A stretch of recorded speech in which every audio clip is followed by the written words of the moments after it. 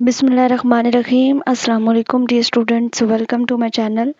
मैं आपके साथ शेयर करूंगी मैथ 634 की असाइनमेंट नंबर 2 का सॉल्यूशन, जिसकी लास्ट डेट 10 है और सेक्शन इंचार्ज मारिया आमिन की जो सॉल्यूशन है फाइल है वो मैं आप सबके साथ शेयर करूंगी। आई होप सो कि आप सब इसको अंडरस्टैंड कर लेंगे और इसको जो है वो आप एज इट इज़ लिख सकते हैं। अगर आप एग्जांपल्स चेंज करना चाहें तो बेशक आप कर सकते हैं।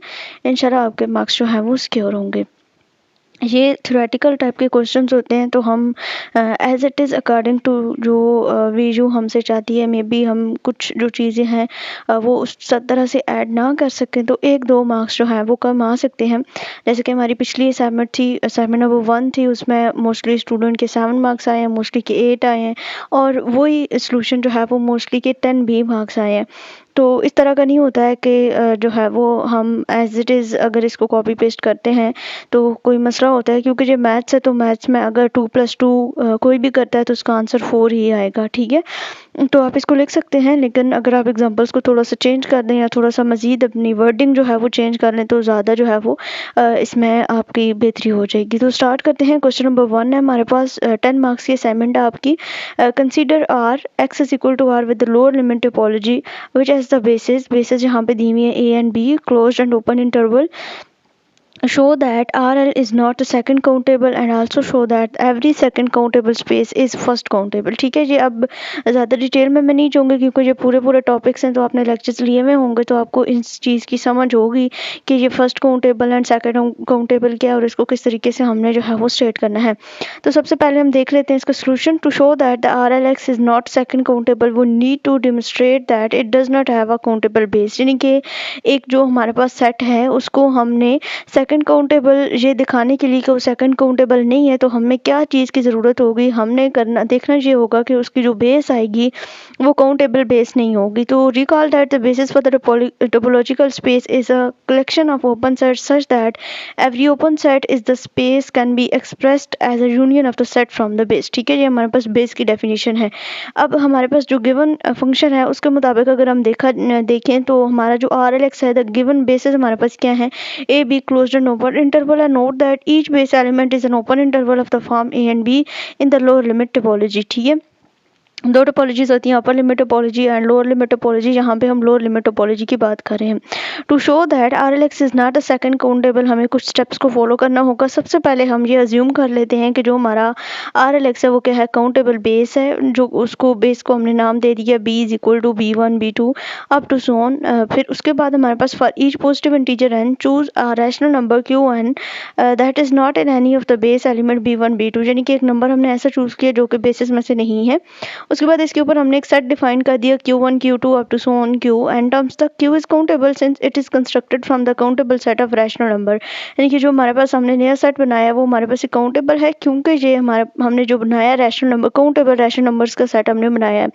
For any base element A and B there exist a rational number Q1 that lie in AB, however Q1 is not in any of the base, यानी कि हमने पहले ही कह दिया था कि जो हमारा Q1 है वो बेस के एलिमेंट में से नहीं है, तो so it can not be express as a union of a set from the countable base भी।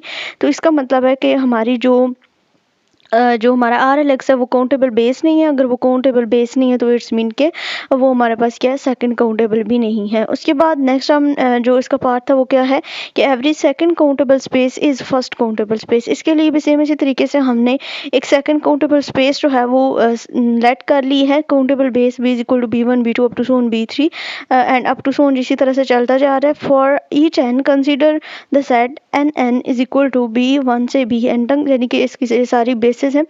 n is a finite subset of the countable base, यानी कि पहले हमने क्या किया था, इनफाइनाइट बेसिस ली थी, अब हम फाइनाइट ले रहे हैं, यानी कि n टर्म्स तक हम ले रहे हैं। Since x is a second countable there exist a countable sub basis B dash, यानी कि यहाँ पे अब हमने कहा है कि अगर सेकंड काउंटेबल है तो उसकी जो हमने बेसिस की हैं वो B डैश से उसको डिनोट कर दिया है।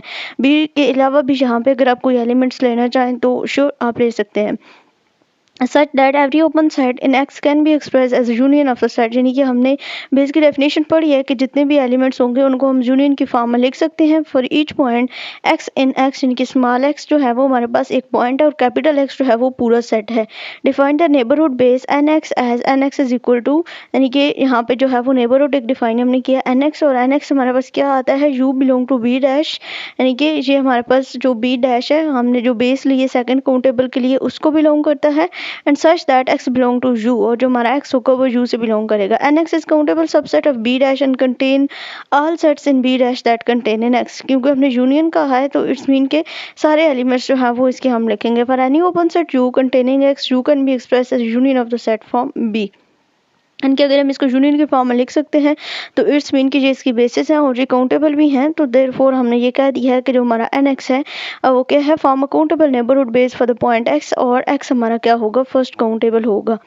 उसके बाद सेकंड क्वेश्चन हमारे पास है show that the homeomorphisms of topological space is an equivalence relation. एक हमने ये शो करना है और उसके बाद हमने एक एग्जांपल देनी है एंड किसी भी सब स्पेस की of the first countable space is also first countable, यानी कि जो हमारे पास फर्स्ट काउंटेबल स्पेस है वो फर्स्ट काउंटेबल भी है या नहीं। तो होमोमॉर्फिज्म को शो करने के लिए हमारे पास तीन इसकी प्रॉपर्टीज हैं, रिफ्लेक्सिविटी, सिमेट्री एंड ट्रांजिटिविटी। इन तीनों प्रॉपर्टीज़ को हमने जो है वो वेरीफाई करना होता है। ठीक है, मैं मज़ीद डिटेल्स में जो है वो नहीं जा रही।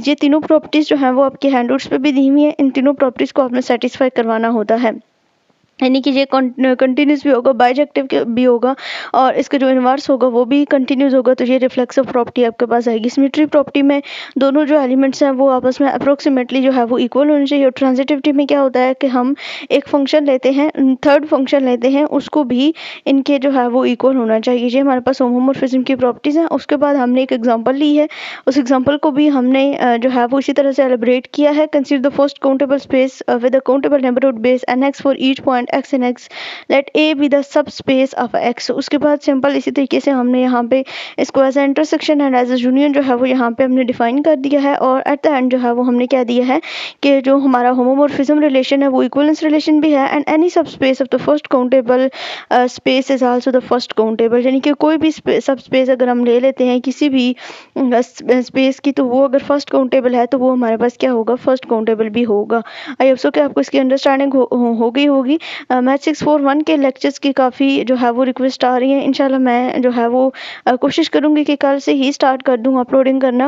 एक्चुअली मैं नेटवर्क के इशू काफ़ी ज़्यादा चल रहे हैं तो इस वजह से वीडियो को अपलोड करना जो है वो पॉसिबल नहीं हो रहा है, बार बार एरर आ जाता है, तो दैट्स वाई थोड़ी लेट है। लेकिन इंशाल्लाह अगर एक दफ़ा स्टार्ट कर दी तो एक ही वीक में आपके लेक्चर्स जो हैं वो कंप्लीट हो जाएंगे। तो इंशाल्लाह मिलेंगे और वीडियो लेक्चर के साथ, तब तक के लिए अल्लाह हाफिज़।